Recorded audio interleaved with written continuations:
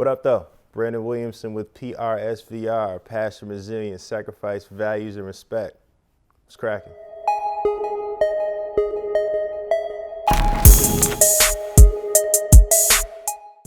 You know, I was born in Detroit, Michigan, Grace Hospital, which was torn down, now it's Sinai Hospital. So my Detroit story, started and, kind of ended during the crack era. When crack kind of hit the city so hard, my parents, made it a point to get us up out of there.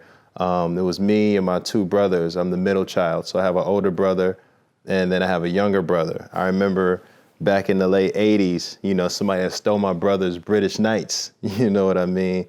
And that story or that experience for him kind of changed my life. I came to find out later, it was like someone had created a product that was so desired that some other kid was willing to send a kid home with his socks on.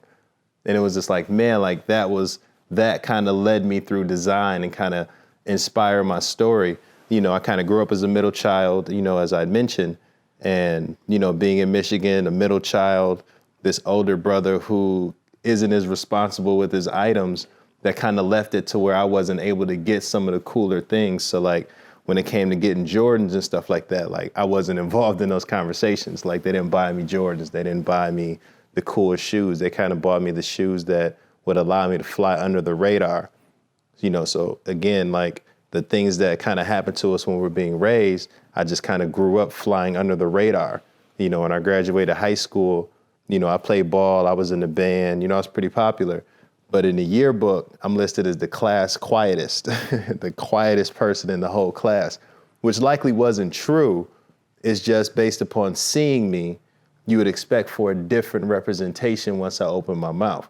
But then I don't open my mouth. I'm just chilling, you know what I mean? I'm playing it back. And that comes from, being so tall. I'm about 6'4", I play basketball, and I would kind of be around some of the older guys, and they didn't like showing off, you know what I mean? So if something was happening, I would want to go in the front and be like, yo, what's going on? They'd be like, yo, blood, you got to sit in the back. You got to go back there. You too tall. Ain't nobody else going to be able to see. So even in opportunities where I wanted to go and kind of go for mine and, be the next person to do something, it's kind of like go to the back. Like my last name starts with W. So again, you that age, that alphabetical order in line, I'm in the back of the line. You know what I mean? So it took a while for me to kind of come into my own to understand how to work with what I had. You know what I mean? Because again, like my mother got so concerned about my brother losing his shoes, it adds this extra layer of protection as a parent that, I'm trying to bust out and be this Detroit kid because that's all I know. But now I live in a new area called Grand Rapids where basically everybody's related to Floyd Mayweather. Whether a cousin dated another cousin or an auntie dated somebody, go play with your cousin. We didn't know any of these people, you know what I mean? Like we didn't have a real good history in that city, you know what I mean? So like when it came to like, wanting to do something like persevere, I didn't have any support of anyone to be like, oh, you want to do a clothing line? Cool. I'm going to take you right to where you need to go and let you skip the line and give you this opportunity. All my people were in Detroit. And that's not what they were into either. You know what I mean? Because again, we moved away from our whole family about 3 hours away to start a new life. You know what I mean? A safer life, which I was blessed to know. But at the same time, I had to grow up getting teased because my dad lived in the house. You know what I mean? So it's just like going through these things that children go through and being thankful for, but at the time being embarrassed. You know what I mean? Most of my friends had dads that came to school and danced all day. You know what I mean? Like that was more so something that was appreciated as opposed to my dad coming to pick me up in his Lincoln because he goes to work all day. You know what I mean? It just kind of frazzled the way that we think about things. But, fast forward, I started my college career. I remember being in college at Eastern Michigan University and the professor telling us the story of the DeLorean owner. You know what I mean? And this is before, of course, Netflix doing documentaries on him. And I remember the teacher telling me that he had gotten so upset that he was losing his company that he like dumped the paint in the ocean so that nobody could paint the car this like super specific gunmetal gray color. You know what I mean? It was like, it was cool to think that he was so connected to his product that he was like, nobody will be able to make Coke again. But then I realized I had no reason to sit in that class anymore, and I kind of stopped going to college or taking college as seriously from that point on. From there, I started to hone my skills as a designer. I had gotten back closer to Detroit, after my parents moved us away, now I'm grown, I can kind of do what I want. Moved all around the Midwest, though. Like, I lived in Ohio for a minute when Cam was out there doing his thing, so I would see him a lot. I lived in, then I moved to Chicago.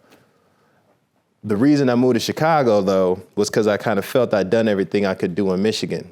I didn't have the connections everybody had. I couldn't get to the mayor. I couldn't get to funding in the city, because some of the people had already kind of burned through the people that were doing funding. You know what I mean? Somebody got to them first. So when I would come with an idea like, hey, I got this clothing line, okay, you're going to have to do a lot more work on that in order for me to help. So it kind of just steered us in this direction of, me in this direction of having to just do it myself. We came up with the name Persevere based upon constantly hitting walls when we were trying to get into the industry. We knew we had the ideas because we had the ideas, and then companies would come out with those ideas.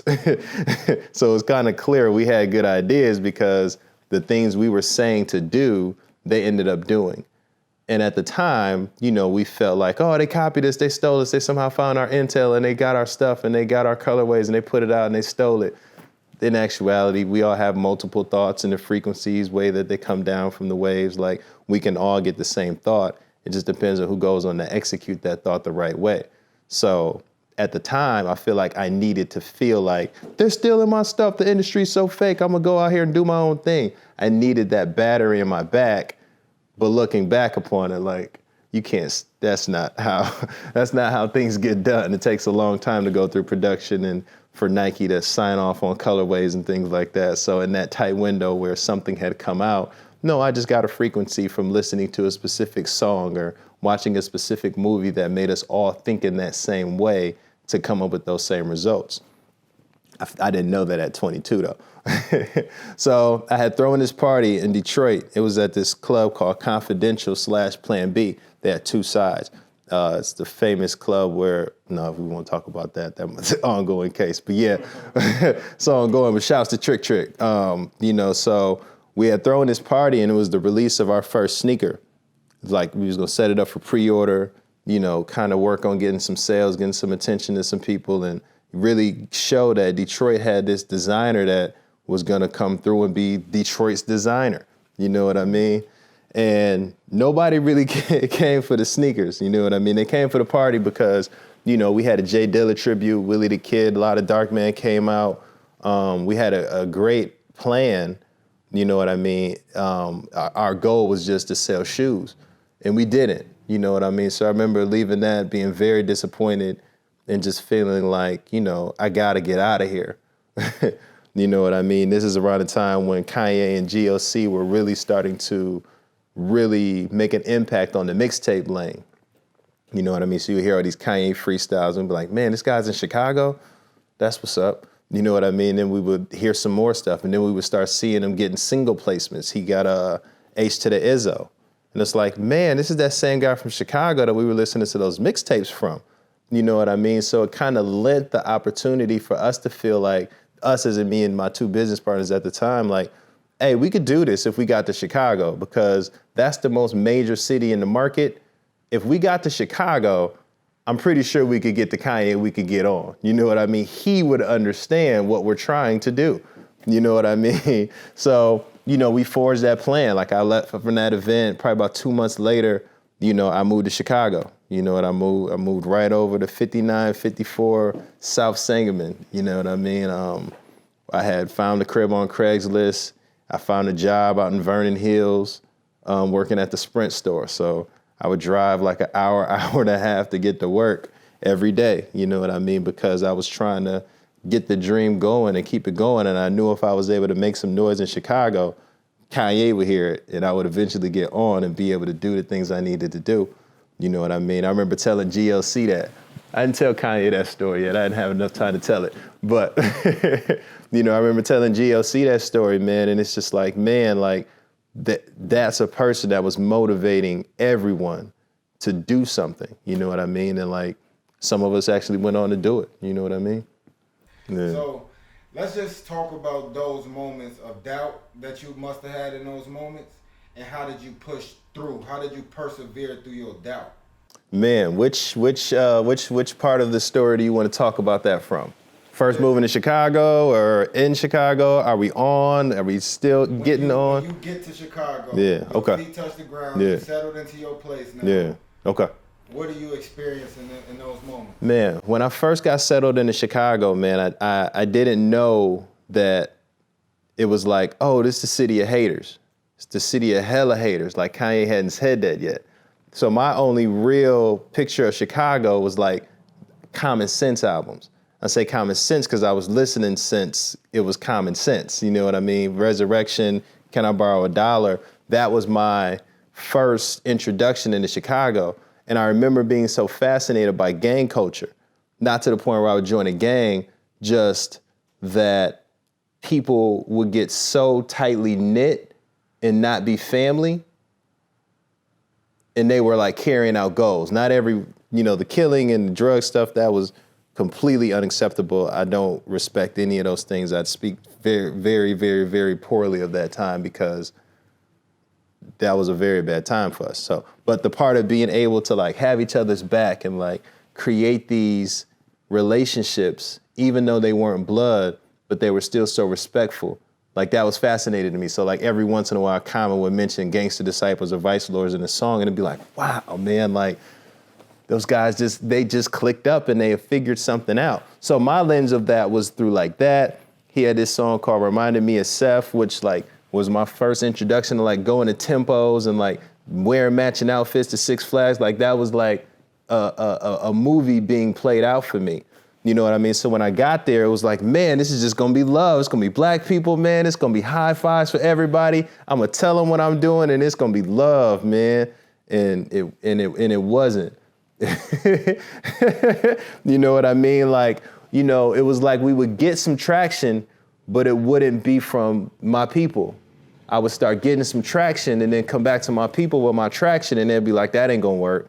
And I'd be like, but they just told me it would work. It ain't gonna work for you. And this is like, all right, I'm gonna go and figure out what's wrong with my plan now. Like, it just took away a lot of the confidence that I'd come with, you know what I mean? And just required for me to start thinking how to win over someone that is not messing with you at all. You know what I mean? And that had been very new for me. Like, again, I was around my family more so. I was on basketball teams. I was in the band. All these areas and opportunities for working in unison, and no one really telling you how bad you are or how unwilling they are to work with you. You know what I mean? So, when I got to Chicago, again, I'm driving to Vernon Hills an hour and a half each way, to work, to stay. You know what I mean? And then eventually, making enough money to start making some samples and take the samples to the shoe stores and show them to the sneaker people to get their feedback, only to kind of be like, nah. You know what I mean? It was like, I liken it to Noah's Ark. You know what I mean? It's this guy, he's being told to go build this boat. Build a boat? It doesn't rain here and there's no water. Where are you gonna take this boat to, man? So I'm trying to put out PRSVR sneakers when Kanye's putting out Yeezys with Nike. You know what I mean? So it's like, yeah, I hear what you're saying, but these Yeezys are coming out. So it again made us work even harder. You know what I mean? Like, not only were we kind of met with, what's up, Michigan dude? Because we know you're not from here. What high school did you go to? And it's just like, I didn't go to high school here. It's like, well, who are you? You know what I mean? It just took so long to have to tell the story as to how I'd arrived that they weren't even interested in what I was doing by the time we were in that conversation. So from there, I started hanging around with other people who also weren't from Chicago. I started hanging around Andy from Fake Shore Drive.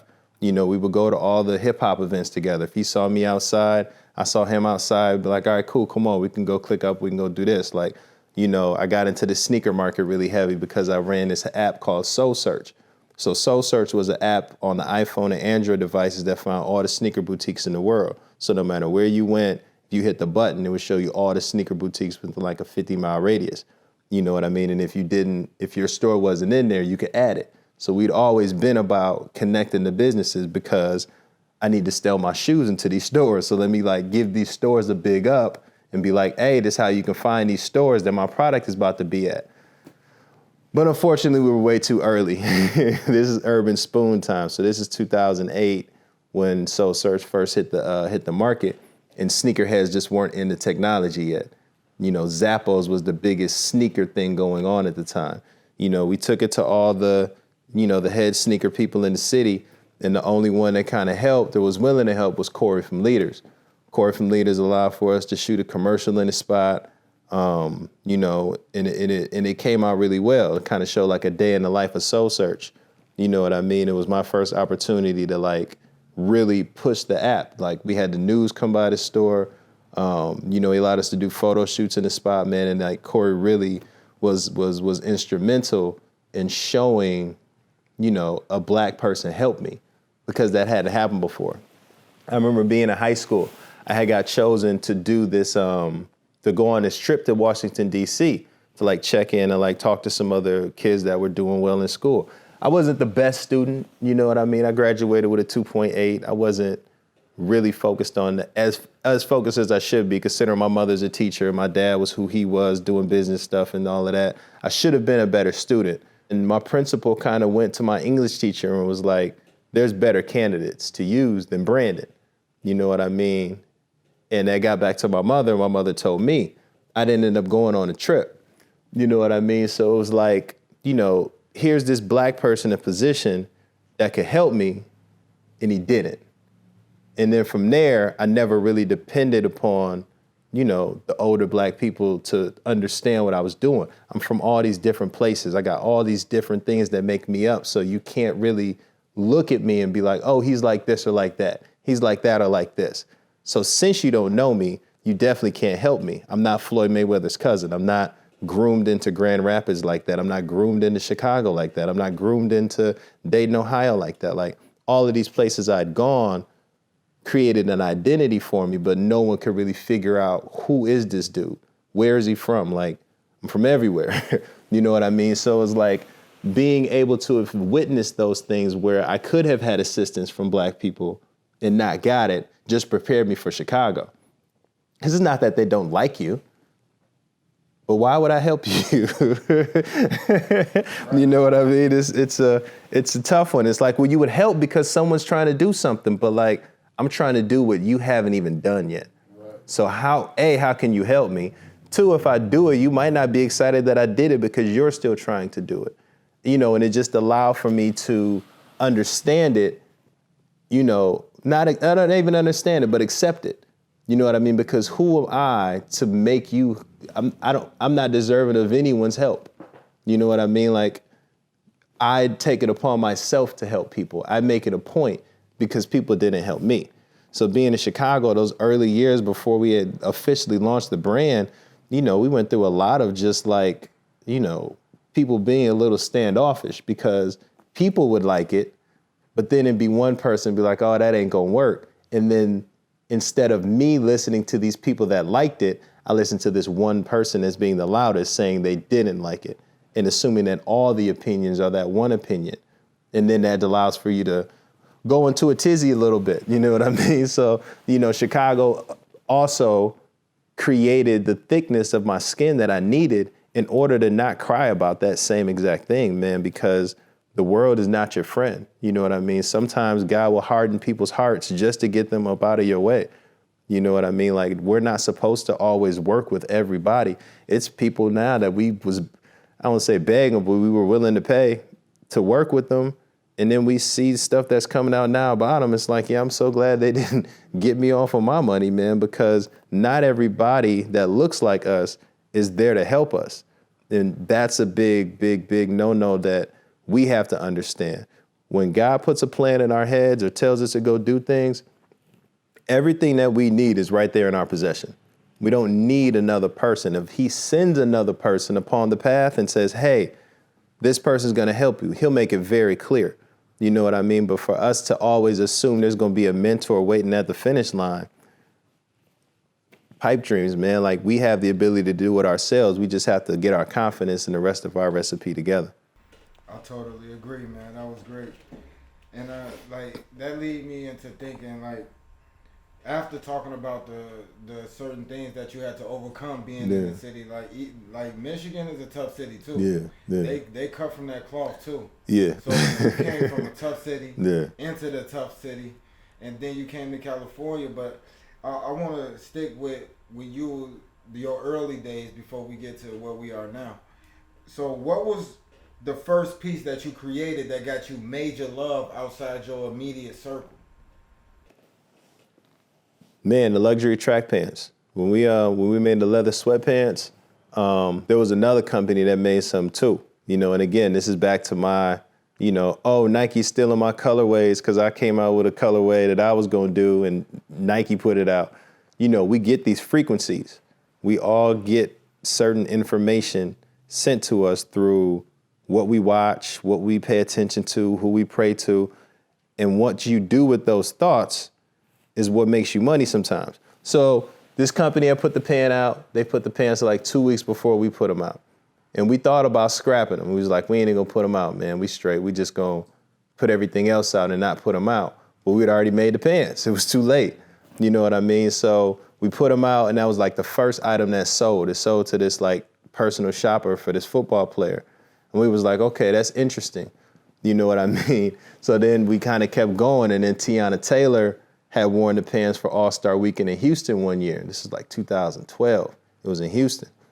You know what I mean? Like, she had like lost her luggage and she needed some stuff. EJ King had hit us up and he was like, yo, Tiana lost her stuff. So we go to her hotel room. Carucci's there. This is like before she's Carucci. Like, it's just like a room full of people that just aren't on yet, but they about to be on. All these whole rooms full of people that's about to be on.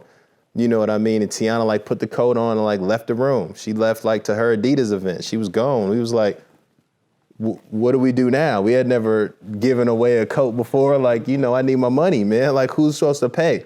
You know what I mean? You know what I mean? So it's like, that was the first item, like the track pants, like she wore it in red and like pulled off this Aaliyah look. You know what I mean? Like, and then from there, like, it opened it up for men and women to buy the brand instead of just men to buy the brand. So like, although my wife was wearing the clothes, like people would just be like, well, he's just making the clothes for his wife. Like, no, like this is for everybody. You know what I mean? So then when Tiana did it, again, these are out of towners. These are people in New York. This is Houston. Like, how this guy from Chicago, he said he was going down there to Houston to do a pop-up or something. How'd he get them people to come in there? And that was what was always so different about my brand versus everyone else's. When Fabulous comes in town, Fabulous came to Pilsen and was like, yo, where it's at? We're coming to shop. When Persevere's in Pilsen, Ashanti comes by. When Persevere's in Pilsen, Emery comes by. Like, Pilsen ain't that's not Michigan Ave. You know what I mean? Like, they would come to where we were at. It's no different than how Dapper Dan had Harlem popping. It's just, it was Chicago and I wasn't from there, so it couldn't get hoisted up like that. You know what I mean? In town. Out of town, hoisted up. They would be like, yo, you got to go to Chicago. You go to Chicago, you got to holler at my homie. You know what I mean? Because it was open door. We weren't tripping on, if you got to bring your security guard with the gun, like, all right, cool, whatever, bro. We not tripping. Like, we'll shut the store down for you. Like, it was black owned. Like, they appreciated that out of town. You know what I mean? So with the track pant, it just spread like wildfire. And then from there, it's like, well, what else can I get? We had people in full leather suits, bro, because we didn't make shirts. we didn't make a t-shirt till Zoe was like, you need to make a t-shirt. You know what I mean? But that was like year 5 or 6, where Fashion Geek Zoe was in my store on Grand and was like, man, take this logo and print up some shirts. Before that, we wouldn't make a t-shirt ever. And it was because of Zoe. Zoe was the t-shirt dude. He made all the t-shirts. I didn't want to go compete with him because I knew I couldn't win. So it was like, I'm just not even going to do it. I'm going to make leather t-shirts. That'll show them. And then have people wearing it. We look back on the pictures now and it's a little funny, but at the time, like, we would put these celebrities in these full leather fits, man. Like, so with the track pant, to this day, that's the best-selling item. To this day, that's the item that we retool and resize and reimagine to bring to now, because that was the design that kind of kicked it off for us. That absolutely kicked it off for us. Excuse me. That's dope. So you actually touched on a couple points that I wanted to talk about. Nice. I'm just like, boom, boom. Yeah. But I do want to ask you, like, specifically, why did you choose leather? So we chose leather as like our textile, man, because again, like, you know, I had my two business partners at the time. They had a clothing line before I'd met them where they were making T-shirts. So, you know, again, initially we were making footwear. So when it came to being like, okay, I want to make a T-shirt, y'all, they were like, well, we make T-shirts over here. We can't make T-shirts over here as well. So I was like, excuse me? That makes no sense, bro. Like, you're trying to tell me I can't make a T-shirt because y'all make T-shirts? And they kind of stood on that. You know what I mean? So for a long time, we weren't able to expand the product line. So when it came to us wanting to use leather as our material, man, like, it was because we had found really good leather prices. You know what I mean? That was the one thing we weren't able to find. We could make T-shirts, we could make sweatpants, I could make a hoodie, I could do all of those things, but those weren't things that would differentiate us enough in the market that we were trying to go into. You know, again, when we came out, we were, you know, the goal was to get the brand in Barney's immediately. You got to immediately get this into Barney's. What is the quickest way for us to do that, for them to notice? You know what I mean? Making another T-shirt, I don't think is going to cut it. So we made, like, our first collection was a leather denim jacket. We made leather jeans. We made leather sweatpants. We put out some leather luggage pieces. You know, we did a quilted leather coat. We just were leather crazy because we could finally get leather done. Like, you know, being in Chicago, making more money helped with that, you know, but we were finally able to afford it. And it's like being in the Midwest, being in Detroit, you know, Al Wassam jackets, Pelly jackets, like, you know, we have an fixation for jackets. Like, we have an infatuation for leather in general because it's going to be cold 6 to 8 months out the year. I can give me a little leather off right quick. You know what I mean? So when we were able to actually get a little leather off, you know, we kind of went crazy and just recreated all the pieces that, you know, we needed to round out our wardrobe. So you might have touched on it already, because I know you said that you wanted to stand out with what you was doing. So is there a specific reason outside of that you chose not to do T-shirts? When it comes to us doing T-shirts, a lot of it was initially due to, you know, my partner's company not doing T-shirts. Not saying we couldn't do T-shirts. With their brand being already established at the time, it just kind of put a sour taste in my mouth when it came to doing T-shirts. It kind of felt like, man, anybody can do that. I'm not doing anything anybody can do. I didn't understand the value of it. And I don't think I liked my logo at the time. Like, I don't think it popped enough for me to be like, yeah, just slap it on there and go. I still was trying to figure out how to make what I was doing like everyone else's.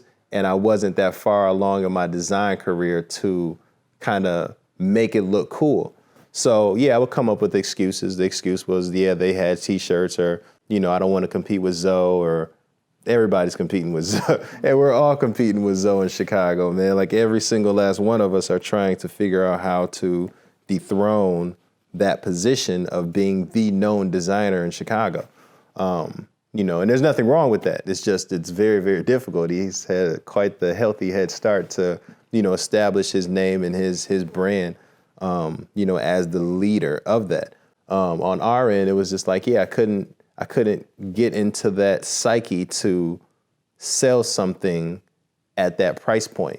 You know what I mean? Like, in the leather world, like, we had so many bills that we were accumulating with getting the store, you know, the back and forth stuff. Like, I was living in Indiana when we launched the brand and working in Chicago. So if I was going to move back to Chicago because I need a store, now we got to make more money. We got to make more money. We got to charge more money. I don't know how many T-shirts I'd have to sell at $40 to make the amount of money that I need to make. I'm trying to sell different levels of weight to get to my goal. You know what I mean? So it just was locked into a lot of those things, but it was more so me not understanding the power of a T-shirt. If I'd understood the power of a T-shirt, I would have been selling them day one. Yeah, that's dope. But one thing that I love about your brand personally, outside of the dope designs and everything like that, is how it's family centered and it's a positive message. So I want to talk about those two things. Spend some time there for a little bit about one. How did you meet your wife, and how did she become part of the business the way she is? Yeah. And then, and the importance, and also some of the struggles that come along with having a family and trying to raise them inside the industry that you're in, and incorporating them inside the business. Keep me on track. I might veer off. So I want to start with my wife. Let's just start with how you met your wife and how she became part of the business. For sure.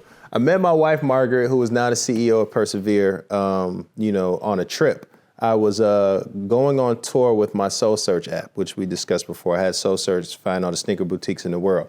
We had this mixtape that Don Cannon had hosted. This is 2010. So Don Cannon hosted this mixtape. We got a bunch of rappers to be on it. And we wanted to go on tour, to go to like all the sneaker boutiques that are in the app to kind of highlight them, get them to use the app, bring the users in, creating a frenzy around the app. So I was going to like Huntsville, Alabama, Nashville, Tennessee, and Atlanta, Georgia. In between there is this city called Indianapolis, Indiana. So I had a friend of mine named Alpha who was doing a mixtape release for one of his projects. So I was like, all right, cool, I'm gonna stop there as the halfway point. And then I'm going to chill for a little bit, get my bearings together. Then I'm going to just shoot over to Nashville overnight. You know what I mean? I'm a road warrior, so we done drove all through to everywhere. You know what I mean? So in this event that my guy Alpha is having, he's just introducing me to all the who's who of Indiana.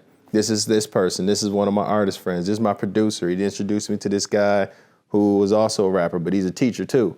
You know what I mean? So he's just introduced me to all the people that kind of rounded out the hip hop scene in Indianapolis, which I'd heard so much about. But I stopped going to Indiana in '96, messing with Circle City Classics. Somebody like kicked in the door of our hotel room thinking it was somebody else's room, was ready to blow our heads off. So I had stopped going to Indiana for the next 15 years. I would drive so fast through there, it wasn't even funny because that was a very trying time indeed of convincing them that we were the wrong people. You know what I mean? So I'm in Indianapolis. I met my wife. I met her at this event at this bistro. And Alpha was saying like, yo, she's got this Nightlight with Margaret radio show where she interviews the celebrities that come in town. Maybe she can get you on her show. I never got on the show, but I, asked her out on a date. You know what I mean? And I told her on the way back from the tour that, hey, we should reconnect. I'm going to have these two guys with me. But I'm sure I could find a way to ditch him for a couple hours and spend some more time with you on the way back. She was like, okay, cool, call me, when you're headed back. So I called her. It was like 9:34 when I finally got there. And she was like, yeah, it's a little late. And I was like, damn, bro, come on, man. I done sped through to get over here. And it was too late. You know what I mean? It was just too late for her to feel like, okay, I'm gonna go see this guy for the first time at 9:30 at night. You know what I mean? It might give the wrong impression. So I get back home, you know what I mean? Funny part of that story, when I get back home, my landlord at the time, I had this condo in Woodlawn, like 63rd and Woodlawn. And I got back and the landlord was like, all right, you're gonna have to get out in June. We had a little discrepancy over me being a couple weeks late on the rent in May. So he was like, yeah, I'd just rather you get out. So I'm like, all right, cool, I'll get out in June. I came back and the doors were, the locks were changed. You know what I mean? I came back from this successful trip. I met this lady I like. I don't have a crib no more. You know what I mean? So, I moved in with my brother for a minute out in Libertyville, taking the train back and forth, and then, me and her had to go on a date. I told her what happened. It was an interesting story. You know what I mean? And we had gone to my mom's house in Michigan. So when I introduced her to my mother, this is like probably 2-3 weeks in. I hurt my ankle real bad playing basketball, trying to show out. My wife not wanting me to, not my wife at the time, my 3-week-old girlfriend not wanting me to have to take the train from my brother's house downtown, says that I can come stay with her till I nurse my ankle back. You know what I mean? So that kind of accelerated the relationship a lot because I was able to spend probably the next 4 to 5 weeks just at her place because my job gave me the time off for my ankle to get better. You know what I mean? So, we kind of started to devise the plan. I was telling her more about the brand. I would have these beautiful samples of like ostrich duffel bags and, funnel neck sweatshirts and just super cool stuff that, I was making just as honing my skills, wanting cool stuff to travel with for the app and, different stuff like that. So she was intrigued because when she would ask about it, I'd be like, I'll make you one. And she'll be like, this guy, whatever. You know what I mean? Not understanding that, no, this is what I really do, because at the time what I really did was the app and she was focused on that. So we had worked on some, what's this train pass? So from that, we had worked on some different tech ideas me and Margaret had, because the brand was something that me and my two business partners had. So we were doing that and she was like, well, I ain't trying to get into that. You're not gonna let me in like that. Let's focus on some new ideas. So we were coming up with new ideas. We were pitching them. Certain people would ask us to work on their projects, and we were just kind of building as this boyfriend, girlfriend, black people in Chicago tech. You know what I mean? That wasn't really moving as we wanted it to. You know what I mean? So one weekend, it was her birthday in September. Just passed again this other day. Happy birthday, Margaret. You know what I mean? I took her to Chicago. I was like, all right, cool. I'm gonna take you to all my spots that I go to alone, because now I got a girl I can take. You know what I mean? So we went to like this mansion that would do these cigar parties. I took her downtown to like all the places that I would like to shop at, but didn't have no money. So we went to the Ferragamo store, and like it was this guy named Chris. Chris was the manager. And he was like, man, that's a nice shirt, bro. And I'm kind of like, whatever, I ain't buying nothing, so you can tell me whatever you want, bro. I ain't here to shop. I'm here to show this pretty lady Ferragamo. She ain't never been here before. But I kind of like, thank you, bro. It's mine. You know what I mean? It's my shirt. You know what I mean? Like him not knowing what that means. He's like, okay, it's on your body. Of course, it's your shirt kind of thing. But Margaret, being the person she is, kind of overheard it and was like, well, how much would you pay for a shirt like that? And he was like, I don't know, probably like $180. So she kind of banked that information as we walked around the store looking at the beautiful things in the Ferragamo store, and she's asking questions of me. And she goes back to the manager and she's like, what if I told you that we made this shirt? Would you buy it? And he was like, heck yeah, because it come in other colors. Like, he's kind of trying to fill it out. You know what I mean? So I remember us walking out of the Ferragamo store and her being like, I think that you might have something here. I'm gonna give you 6 months. I'm gonna pull out my 401k. She used to work at Philip Morris, so she banked some 401k, and she was like, and I'll lend myself to the business for 6 months. If we can figure it out, then we can keep going. You know what I mean? But if not, then we'll have to go back to tech or start a new project or something, man. And after that, we went to another store. I forget the name of it, but it's downtown too. And this guy that worked there, black guy worked there, is like, hey man, that's a nice shirt. We went in another store, like, man, I like that shirt, bro. Like, it kind of just instilled this story of like, hey, happiness is right here. You know what I mean? You could get to where you're trying to get to, but you're gonna have to bring her with you.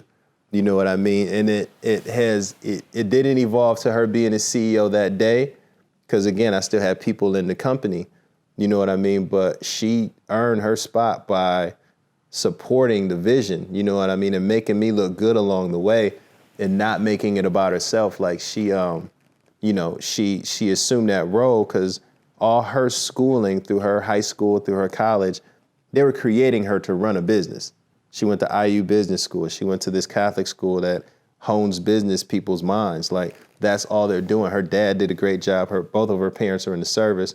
Her dad did a great job of instilling like decision making into her brain, like from a very young age. Like you can teach kids these things like day one. You know what I mean? So with her role and her rise, she already had the training. She just needed an opportunity to like not have to work in a traditional sense because her brain wasn't jogged to do that.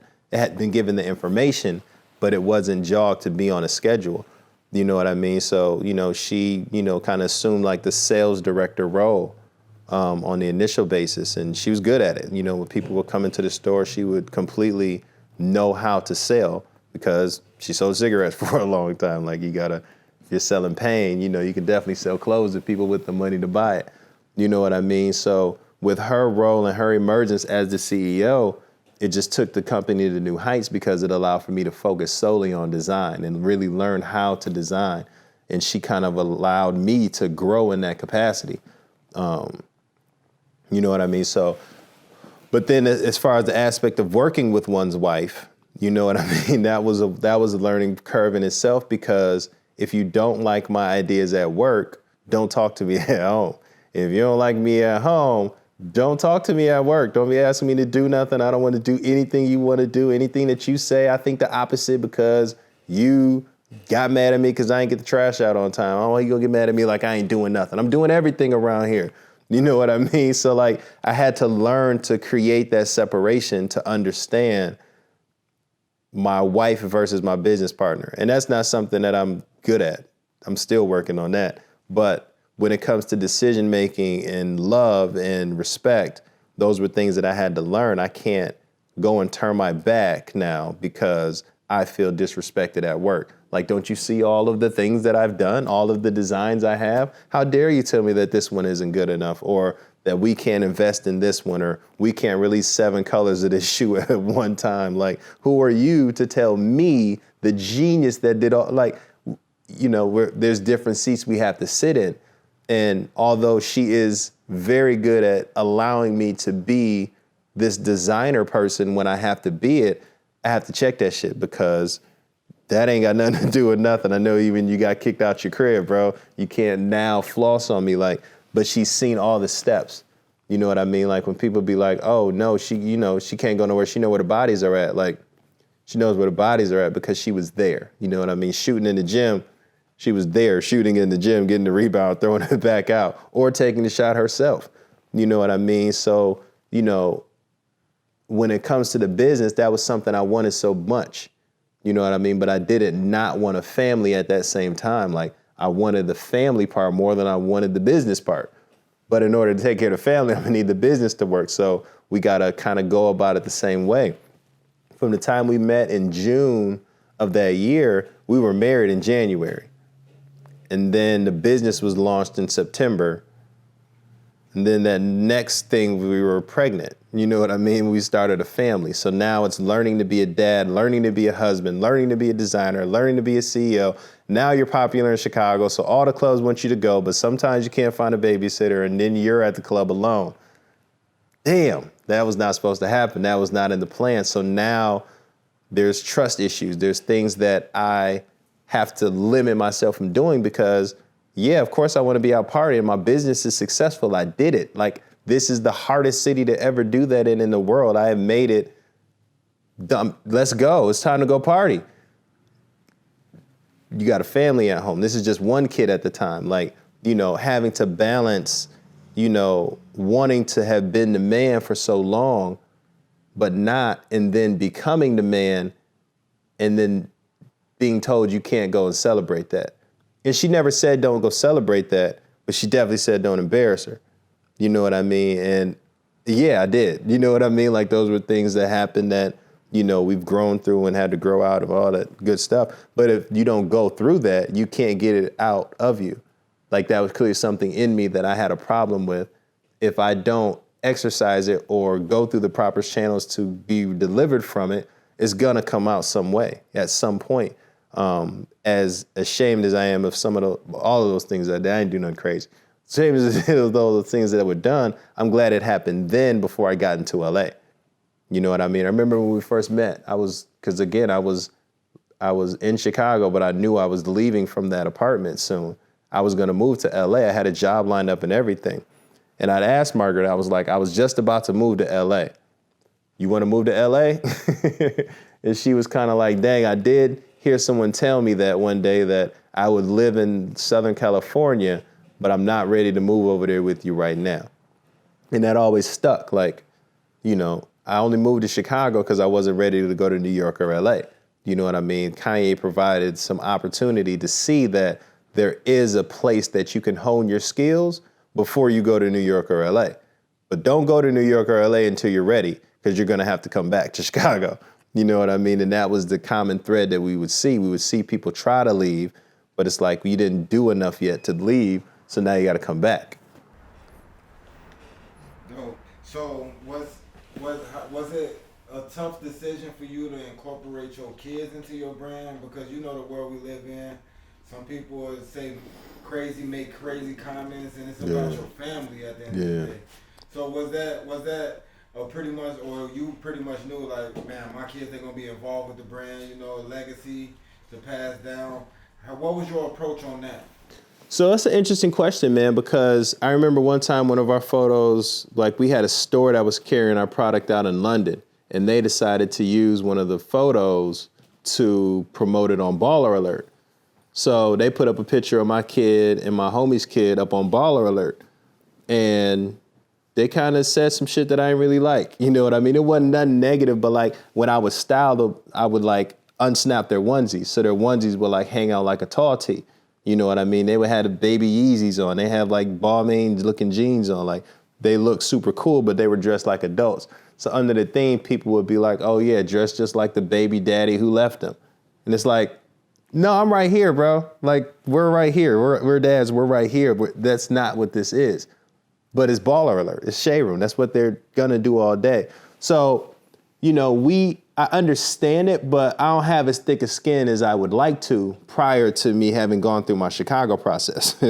Once I got through my Chicago process, like, you know, the way that some of the abandonment happened, comments could never hurt us again. You know what I mean? Like we had this guy out in New York that told the world that if they did business with us, that they would stop talking to them.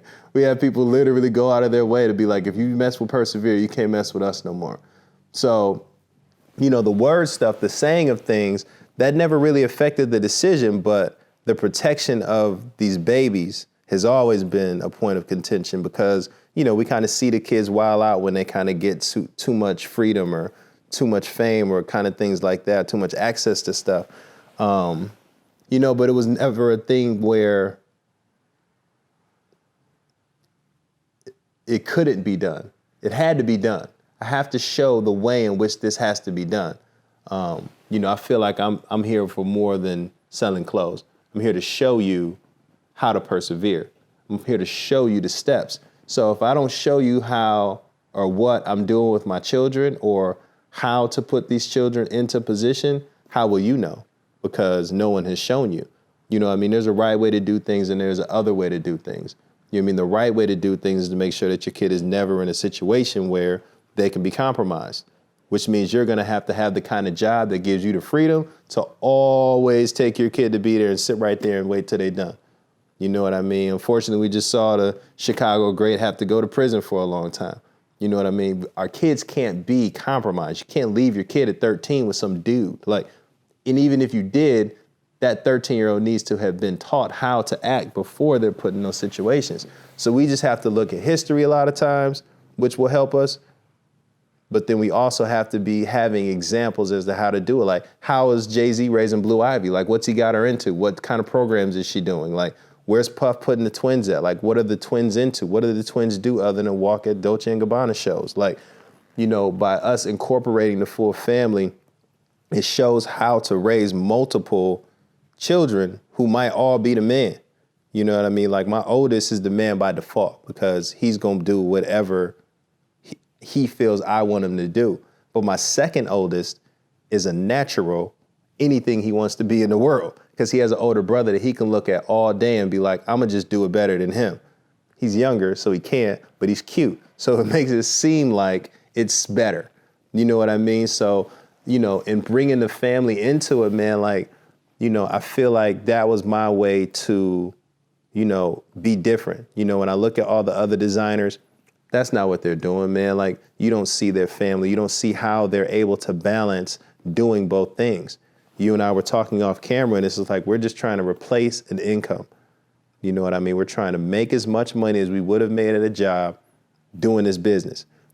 Anything after that is amazing and a blessing from God, bro. But if we can be the person in our areas where, you know, okay, you need a hoodie, go to the hoodie guy. You need video work, go to the video work guy. Like, we're the guy in our networks. You know what I mean? And as long as we can do that and make a living, it keeps you from robbing the bank, bro.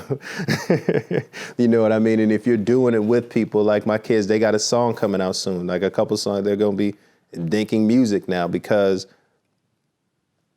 in our area that we're in, they don't know anything about black people. They don't know anything about black music. The only thing that they get to see is what they see on TV. So if we're able to show a different way of doing that exact same thing that's for children, it'll open people's eyes to be able to do things differently. And that's all we're ever trying to do. Open your eyes to do something new. Like, you don't have to do it that same way that you saw it done before. And you probably shouldn't, because it didn't work. You know what I mean? Every time somebody like it go like, every time I get a headline buzz talking about 37 people shot in Chicago, I always tell myself I'm not doing enough work.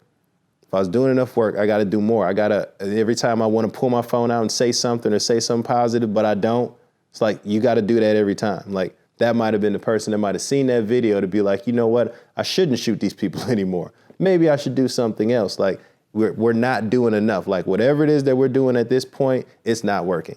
So we always have to be looking to do more. You know what I mean? If I can show my kid more, it might be another 7 or 8 year old. It's like, oh man, I like how he does that dance. I'm gonna dance like that. I like how he's doing them flips. I'm gonna do some flips like that. We just have to be showing other cool things to do. Yeah, I totally agree, man. But I do want to ask you, because fashion, streetwear, it's so closely tied to the hip hop community in a lot of different ways. So with you pushing the family agenda, do you feel like that helps or holds you back in certain instances? Not that it would change what you do at all, because you're going to do what you feel is right in your heart. But if you talk like for real, do you think that has helped or hindered?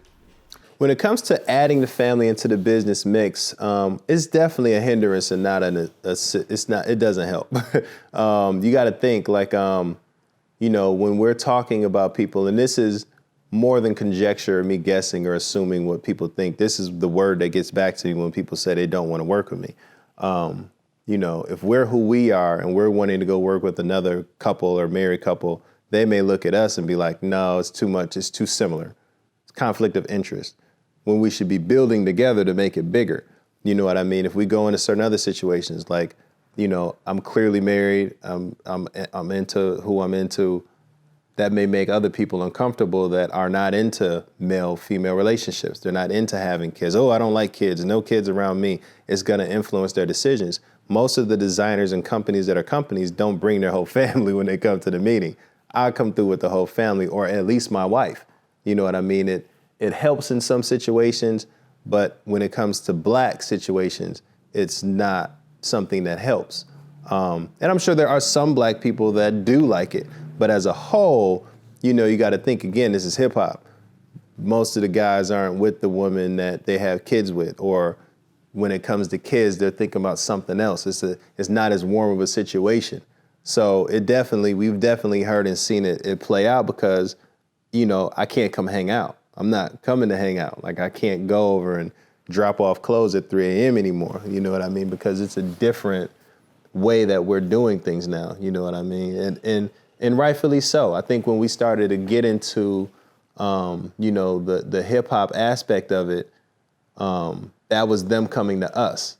Because our thing has always been talking to corporate entrepreneurs, people who, may work a job, but at night I fly to Miami to do videos for Club Exchange. You know what I mean? Like, I'm DJing Miami tonight. I got to fly out right after work. You know what I mean? That was more so what the brand was for, but we made it look a way that made people look cool. It made those normal people that were working jobs look super cool. Like, and then the rappers will see that, be like, how he looks so cool? You know what I mean? Like, I don't even know what that is. So then Diddy sends his people over, and it's like, yo, I need that stuff that don't nobody know what it is. I need to put that on, you know what I mean? And it changes it. And it did change it. It gave us a big, big platform of celebrity status that, was cash. It was cash clients. But then when we went over there, it definitely kind of derailed what we were really trying to do. You know what I mean? And it did take a long time for us to get that back. Like, it's cool to have that client, but to cater the business to it, when that client isn't really here for you, they're here because it's popular, it can really, really, really derail what you was trying to do.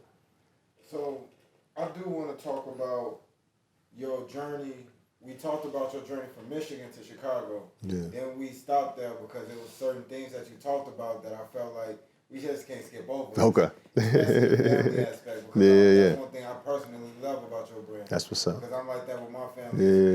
They not in the, of course, in the videos, but I'm promoting them all on Facebook. On my kids and every post almost. That's I dope. love that. That's dope. Sharing black love. Especially being black fathers. Because we get a bad rap. You know what I'm saying? Unrightfully so. That talk about us not being there, but what about the ones that are there? And so when you showcasing your kids, low key, it make me feel good because I'm like, that's one more of us out there. You know what I'm saying? That's hot. Really rapping for the father. Yeah. For real. For sure. It's important. But I did want to talk about how you went from Chicago to California and what resistance did you meet in California, whether it was similar to Chicago or if it was a different type. For sure. So 2015 we moved from Chicago. I just had to go. We had some very negative. Somebody's gonna get hurt, and I didn't want it to be me, and I didn't want it to involve me. But there were some people who took it upon themselves to say some really, really, really mean things and like spread some rumors about me that did put me in some situations where I had to make calls and get out of situations that I shouldn't have had to use my emergency calls for. And I don't think that they thought twice about it. You know what I mean? Like it was a tough time. So I had to go. So we initially moved to Atlanta. You know what I mean? I moved to Atlanta. We opened a store in Buckhead right next to the Black Ink ATL spot where Caesar was operating out of for a minute. So it was a cool little spot in Atlanta. They kind of like turned the houses into businesses. So we had one of them joints. We had Young TT come out to perform for the opening. Poncho Biggs, what was his name before? Yeah. The legend. You know what I mean? We had people come from the crib and perform, man. Like, we had made so many calls beforehand to kind of check the temperature. Like, we think about coming out there. Oh, yeah, come on out here, man. We got you. It's going to be all love. It's going to be love. I would talk to some of the Chicago OGs and be like, yo, I'm about to move to Atlanta. Who can set me up? I got to kind of get, acclimated in. They give me the numbers. They be like, yeah, come on out, man. We going to kick it. We going to do what we got to do. We going to make sure it happens. Yeah. I ain't meet one person, bro. I met, what's his name? What's 2 Chainz guy's name? Cap One is his old name, but what's his new name? I don't remember his name. I call it Cap One because I'm 39, right? So I call him Cap One. I met Cap One at the strip club one day. That was about it. And there was no assistance, you know what I mean? And again, like I come from not getting any help. So, being in Atlanta, Black Mecca, worldwide, you should be able to figure it out. It just wasn't like that. Like Atlanta's a different city. Like when it comes to their fashion, they wanted to be on TV right now, blaze around the front, super fancy, all the bells and whistles all the time. And I just wasn't there yet, you know what I mean? So, we left Atlanta probably about 3 months in because I ran out of money. We kind of put everything in storage and I had to move back to my mom's crib in Michigan. You know what I mean? So I moved back to my mom's crib without a real plan. I just had to get somewhere and think. You know what I mean? I had to really figure it out. You know what I mean? Because leaving Chicago, which is my base, who leaves their base? You know what I mean? Like we initially had these guys take the store over, which was supposed to be beneficial, but within a week that was already wrapped up. They found a way, you know what I mean? So we had to come back and repack everything up to get out again, you know what I mean? And then, getting out of Atlanta, going to Grand Rapids, moving into my mother's house with my two boys, you know what I mean? Because I had to regroup, you know what I mean? I had to rethink out how to get it to where it was supposed to be. And I knew that the certain issues that I caused, through that club phase that I had, kind of landed me here because I wasn't using my best judgment. I wasn't using my best business acumen at the time. So being in Michigan, we just had to look at what we had. Do we move to LA or New York after this? Do we go to London or Toronto? Like really having to weigh the options. New York is such a fashion-focused city for fashion. Like you got to do runway, it has to be what it has to be. It's much stricter on make it fashion, you know what I mean, than anywhere in the world. Whereas LA, you know, we come from Empire, we come from Diddy wearing clothes, all the celebrities. It was a better fit and decision for us to go to LA as opposed to New York. You know what I mean? So we created this plan to like sponsor the Grammys as like our initial phase into LA. So that was February of 19. You know, we were able to come in, partner with them. We provided the stash box for like all the attendees. You know, so we came into California as very corporate, which is who we really are. You know what I mean? Which works, but LA corporate, you got to pay everybody. Everybody has to pay. You know what I mean? So it's like it didn't allow for us to like, you know, kind of brand for what we really represented, but it made such an impact that it just made everybody start to call us for the free party. You know what I mean? But like as a whole, you know, LA's been receptive. It's just we got hit with COVID. So being hit with COVID opened up even more doors because now we can be here and available, whereas the Gucci store is closed. You know what I mean? We can be here and available for clients, but Louis Vuitton is closed. Like Louis Vuitton doesn't let you borrow clothes anymore. You know what I mean? It just kind of changed into our direction. So everything we're doing here is brand new. No previous relationships or anything like that. So in your experience, would you say networking or creative designs which one is more important in your opinion? In my opinion, I think creative designs are more important than networking unless you're really good at networking. If you're really good at networking, you can network your way into whatever, man, and not even have the product. Like some people have that ability, like Ice-T. Ice-T said, man, I could make a rap song for you, or you could just give me the deal and I could go make you a rap album. Like, excuse me, sir, I'm gonna need to hear a song first. And they gave him the deal. Like they believed that he could provide what he could provide because he just gave him the game. I don't have that. You know what I mean? Mine comes from, you know, creative design, like thinking in ways that people didn't think. So if you were to send me out for networking events, you just wasted your time. You know what I mean? Like that's not where I'm gonna find my, you know, particular opportunities at. Although I've tried, that's just not how it works for me. But through creative design, as long as I'm able to let other people see that, I can create my network through that. I wish that I'd gone through and made more relationships coming up though. But I tried, it just didn't work. You know what I mean? I reached out to all the people that you reach out to and it just didn't pan out for me like that. You know what I mean? So I had to rely on creative design and my ability to, you know, use my hands to get to the next spot. You know what I mean? Like, you know, God's given everybody kind of like every race, like their thing. You know what I mean? Like, you know, our thing is being able to use our hands to make something out of nothing. You know what I mean? Like I can make magic. We can make whatever. Like, yo, I just, you know, a crime happened. Make a song about it. Other cultures have the ability to monetize on that. You know what I mean? And take it to another level and make a whole bunch of money on it without ever having to have experienced the story. They're able to manipulate things to make money. That's not necessarily our strong suit, but making it, creating it and saying like, yo, I got an idea. What's the idea?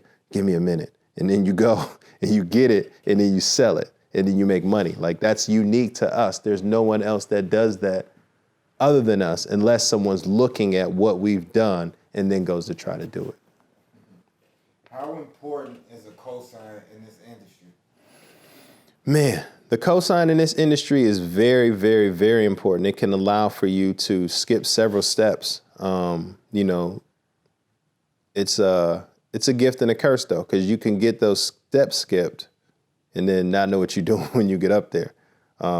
You know, we've done so much work that we feel like we should have gotten some cosigns because we earned them. You know, but that's not how God wants to do it for everybody. You know what I mean? Because by that same cosign, once that person might get ruined or something, like now you're connected to this person that you don't want to be connected to now. But it's too late. That was your cosign. So if that cosign goes bad somehow, you hit. You know what I mean? So, you know, I prefer going the self-made route, but not everybody has that type of patience. You know what I mean? Not everybody has the ability to go through a struggle, you know, and then be broke for a minute, you know what I mean, to understand better how to get money. You know what I mean, how to work on your cash flow. So, you know, for some, it just be like, you know, let them handle that. They're not good for that weather. For sure. So what, like, in closing, I do want to talk about some of the things that you got upcoming, some of the plans that you got, with the ones that you can talk about. But before we get to that, I would want you to leave this interview with some advice that you would give to young creators, whether they're familiar with your brand or they're not. They just trying to make their way.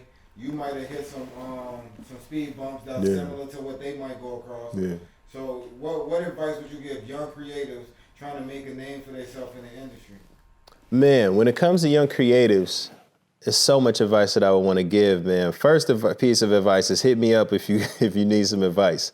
I used to tell people a lot of times, like, you know, they would be like, you know, I want to be a designer. What should I do? And I would be like, quit.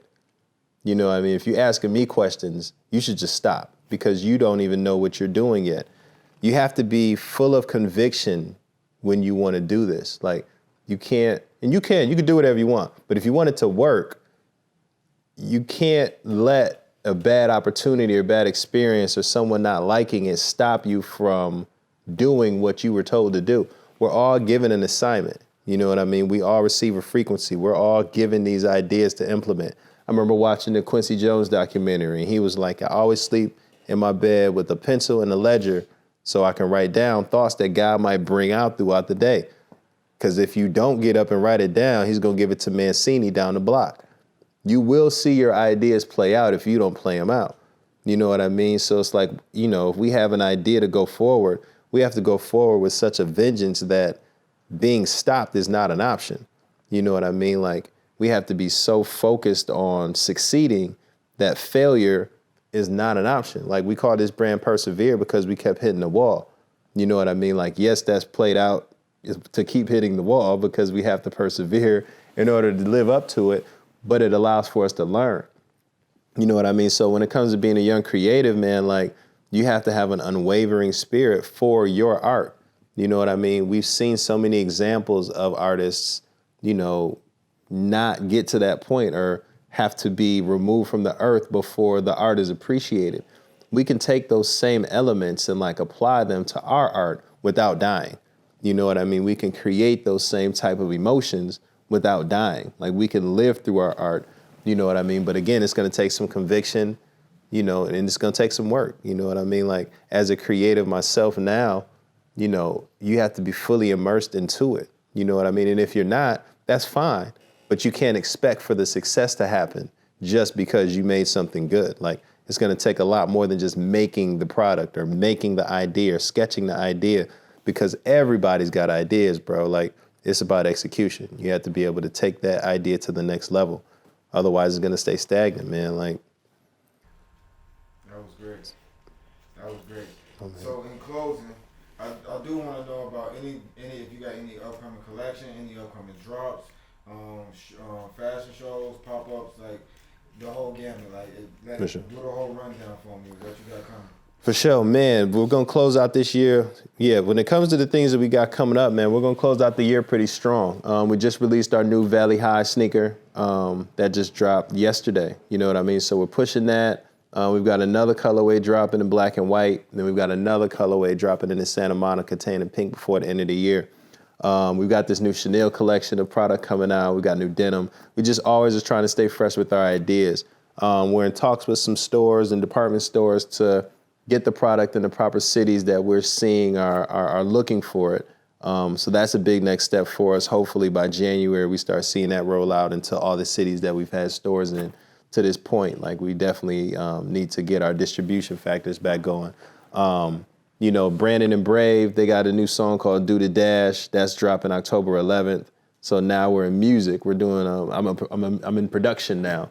You know, and the song is like an anti-bully song. You know what I mean? Like, you know, the first line is I'm out in LA, but I'm Chicago. Like, my boys are born in Chicago. Like, they are Chicago kids, you know what I mean? And they take great pride in that. They footwork and all kind of stuff. And I don't footwork, so I don't even know how they do that because I didn't teach them that at all, man. But they're definitely, you know, carrying Chicago out here to the masses, man, to show it in a different light. So I'm super excited about them doing that. What else we got coming up, man? You know, I got this thing called My Dad Is an Entrepreneur. I'm gonna have to get you the book too. You know, I'm about to start doing this kind of Reading Rainbow kind of show for that to, you know, kind of show like my dad is a construction worker, my dad is a barber, my dad is a stay-at-home dad. Like give these different explanations to kids that allow for them to see what their dad is really doing for a living. You know what I mean? Like kids still talk about that. Kids still definitely, you know, what's your dad do? What does your dad do for work? This is California, so you know, some of these kids' dads are prop people. They make props for the shows that we watch on TV. Like some of them are engineers for shows. Like some of them are stylists for shows. Like there's so many jobs out here that need to be explained so that kids do have a better idea on what it is. We also got greenlit to tell the story of Persevere. So to kind of recap what we've been talking about on this interview, you know what I mean? But like show it visually from like then all the way as long as we can do it, I guess. Hopefully it gets good enough to keep going. You know, we're going to officially open up this space. You know, right now it's like our private showroom / design house. We'll be officially opening it once we put some more paint on the front. I think anything else we got coming up, man, releasing this interview with you, man, I'm so glad to have gotten the opportunity to do Flight School TV finally, bro. Like, you know, we've chopped it up for a long time over the years, just waiting for that opportunity to connect, man. And I'm looking forward to hearing the playback on that. You know, it's just, you know, being in California, the reason we came was access to capital.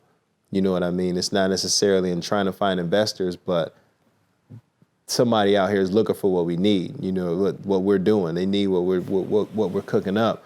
You know what I mean? So we want to put all these casts in the iron and like see which ones work. You know what I mean? Because it could take off in a day. You know what I mean? So we got the My Dad Is thing happening. B2 and Brave are releasing their music. Check that out on Tidal, Spotify, Apple Music, YouTube, all of that good stuff. You know, I think that's it. I think that's all the stuff we got coming up. Appreciate you, man, as always, man. Likewise, bro.